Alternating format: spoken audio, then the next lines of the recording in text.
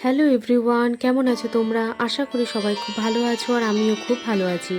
আজকে তোমাদের কাছে আমি শেয়ার করব কামাখ্যা মন্দিরের অম্বুবাচী হিন্দু উৎসবটি কিভাবে প্রথমে কামাখ্যা মন্দিরে শুরু হয়েছিল এবং তার কিছু অজানা তথ্য। তো চলো বন্ধুরা, আমি তোমাদের কাছে শেয়ার করি। অম্বুবাচী একটি গুরুত্বপূর্ণ হিন্দু উৎসব যা প্রকৃতি ও নারী শক্তির সাথে সম্পর্কিত।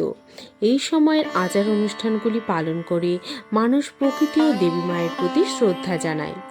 অম্বুবাচী সম্পর্কিত কিছু অজানা তথ্য তোমাদের কাছে আজকে শেয়ার করছি।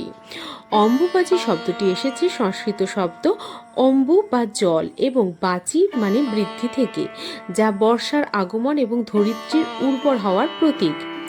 বিশ্বাস করা হয় যে এই সময় দেবী কামাখ্যা ঋতুস্রাবকালে থাকেন, তাই মন্দির বন্ধ থাকে এবং ভক্তরা দেবীর দর্শন পান না।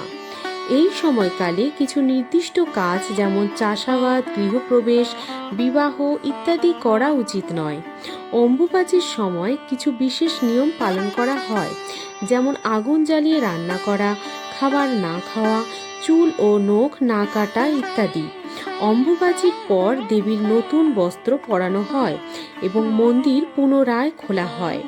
কিছু স্থানে অম্বুবাচীর সময় মেলা ও উৎসবের আয়োজন করা হয়, যেখানে ভক্তরা মিলিত হন।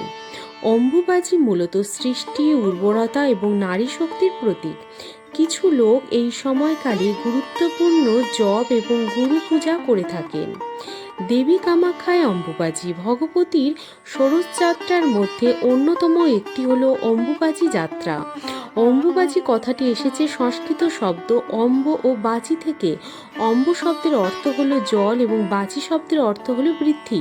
অতএব গ্রীষ্মের প্রখর দাবদাহের পর যখন বর্ষার আগমনে ধরিত্রী সিক্ত হয় এবং নবরূপে বীজ ধারণের যোগ্য হয়ে ওঠে, সেই সময়কে বলা হয় অম্বুবাচী।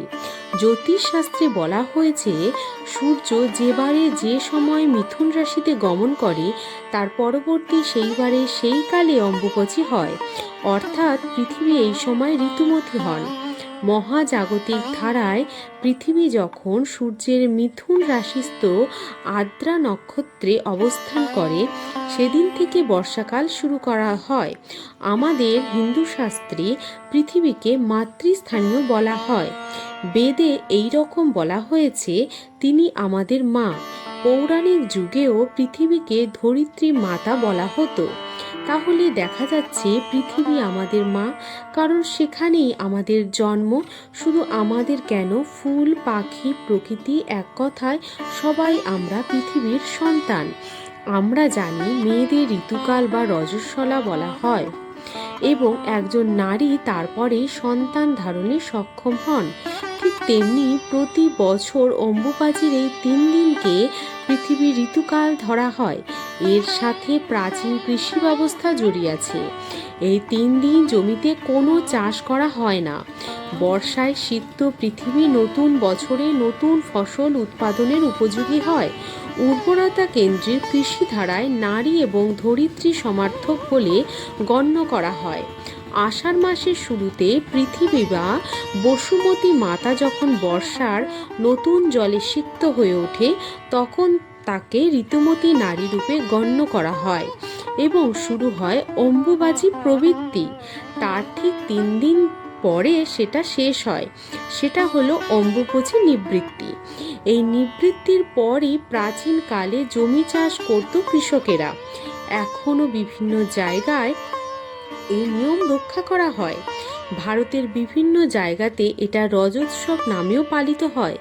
4 দিন গ্রাম বাংলার মহিলারা এই অনুষ্ঠান পালন করেন। চাষবাসের কাজ এই সময় বন্ধ থাকে।